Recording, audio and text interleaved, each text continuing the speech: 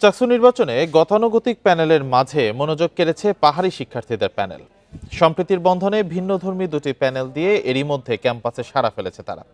সবার অংশগ্রহণে অন্তর্ভুক্তিমূলক নির্বাচন ও সমান সুযোগ নিশ্চিতের প্রতিশ্রুতি নির্বাচন কমিশনের। চাকসু নির্বাচনের প্রার্থীদের প্রাথমিক তালিকা প্রকাশ করবে নির্বাচন কমিশন। এ নিয়ে আরও জানাতে চট্টগ্রাম বিশ্ববিদ্যালয় থেকে যুক্ত হয়েছেন সহকর্মী আহসান রিটন। নির্বাচন কমিশন তো আজকে প্রার্থীদের প্রাথমিক তালিকা প্রকাশ করার কথা, বিভিন্ন প্যানেলের মধ্যে উচ্ছ্বাস দেখা যাচ্ছে, সব মিলে বিস্তারিত জানাবেন।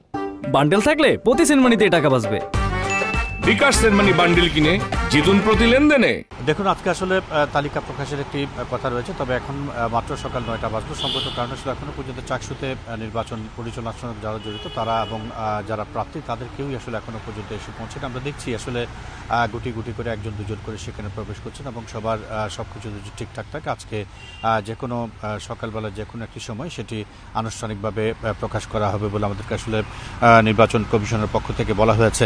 আপনি জানেন যে আসলে গত 14 সেপ্টেম্বর থেকে চট্টগ্রাম বিশ্ববিদ্যালয়ের যে চাকসু নির্বাচন সেটির মনোনয়নপত্র জমা দেওয়া শুরু হয় এবং আমরা দেখেছি যে শেষ দিন পর্যন্ত 1088 জনের মতো প্রার্থী তাদের মনোনয়নপত্র গ্রহণ করেছিলেন, কিন্তু আমরা দেখছি আসলে জমা দেওয়ার সর্বশেষ ডেট যেটি ছিল সেদিন আমরা দেখছি 429 জন প্রার্থী তাদের যে মনোনয়নপত্র সেটি তারা জমা দিয়েছেন এবং এরপরে এটি আসলে যাচাই বাছাই হবে এবং সর্বশেষ সব ধরনের যাচাই বাছাই যে চূড়ান্ত তালিকা দেওয়া হবে সেটি নিয়েই আসলে পরবর্তীতে যে কার্যক্রম সেটি আগাবে এবং সবকিছু ঠিকঠাক থাকলে আগামী 12 অক্টোবর চট্টগ্রাম বিশ্ববিদ্যালয়ের যে কাঙ্ক্ষিত নির্বাচন, প্রায় 35 বছর পর যে নির্বাচনটি হওয়ার কথা সেটি হবে। এবং আমরা দেখছি আসলে এই যে নির্বাচন এটিকে কেন্দ্র করে আসলে সাধারণ শিক্ষার্থীদের মধ্যে এক ধরনের উচ্ছ্বাস শুরু হয়েছে। আমরা দেখছি আসলে যারা দলীয় যে সমস্ত প্যানেলগুলো দেওয়া হয়েছে, স্বতন্ত্র যে সমস্ত প্যানেলগুলো দেওয়া হয়েছে এগুলোর পাশাপাশি আমরা দেখছি এখানে যারা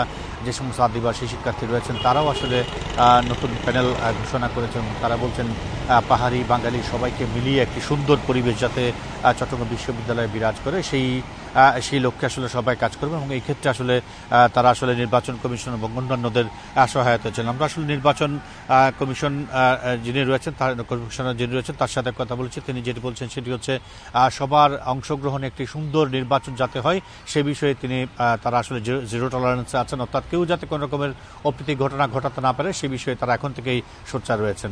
এই হচ্ছে চট্টগ্রাম বিশ্ববিদ্যালয় থেকে আমার কাছে এখন পর্যন্ত সর্বশেষ। চাকসু নির্বাচন নিয়ে চট্টগ্রাম বিশ্ববিদ্যালয় থেকে জানাচ্ছিলেন সহকর্মী আহসান রিটন।